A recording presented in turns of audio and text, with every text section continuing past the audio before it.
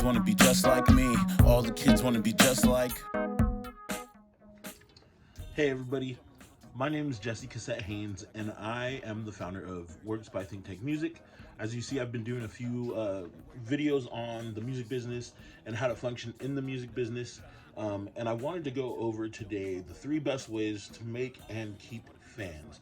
So, if you have just did your first recording and you worked hard and you put pockets full of cash out to finally get your song mixed, mastered, and like get everything packaged, and you're about to release it online, but like you're trying to figure out if anybody actually is going to hear it.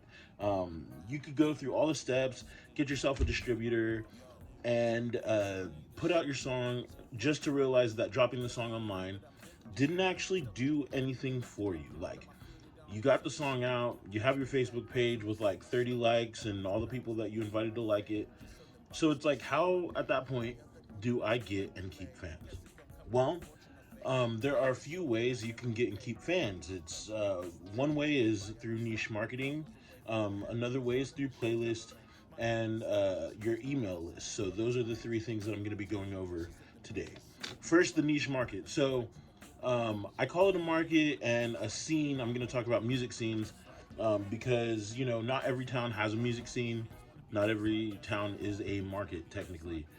So you'll find more often than not that if you are in an active city, if you're in a bigger city, you'll have a music scene, and there may be specific genres of music in your city. So you want to find people in your music scene that fit your genre and your style and the way you go about things. So that's step number 1. And then you want to go deeper into your niche. So like, you might be a folk artist, or you might be a punk rock artist, or you might be a metal band, or are you a hipster acoustic singer songwriter who sips nitro cold brews while wearing Doc Martens with a flannel at a specific park each day? Like, what is your niche? Who are you, and what kind of people do you think you're going to attract? And then you can look at people that you admire or that you model your music after, or that have the same feel in your market, and then go and look at who likes them and what those people are doing. So like, look at somebody that is more popular than you in your area, or even people that are about as popular as you in your area, and then go and look at their fans and what their fans are doing, and what they like, and who's engaging, and see who's really engaged. And maybe you can find a way to target those people with some cheap social media ads, like I was talking about before in my video that was about 20 minutes long. And then the second thing that you want to work on is getting your song on the playlist. There are playlist pluggers, and there's people you can promote through, but getting on an actual Spotify curated playlist without a major label, it's pretty hard. That is the goal, that is definitely what you want. But you'll start to see that, hey, like, to get that to happen, I probably need a major label backing. So the best next option is user generated playlist or user curated playlist. And they exist on Spotify. You could go and you can find like pretty much like mood based, or like genre based playlists. Just type in like 90s rock hits or something like that, and go through all the playlists that are 90s rocks hits, and see if it kind of fits your music, and then boom, you could find the person who created the playlist. They'll usually have their username and attached to their Facebook or something like that. If that's the case, pitch them your music. Get a hold of them through social or email or however you got to do it, but pitch them your music and see if they're willing to put it on there. They might be bloggers, they might be, influencers or something like that. That's a really good option. So the third way to keep your fans or make some fans is through your email list. When you do live shows, or when you're posting online and you're releasing a new song, instead of just posting it directly to, all the streaming platforms, maybe do something where you could get it early, like a week early, and go to Bandcamp and set up a email list curator thing, and have it so that they could download the song for putting in their email.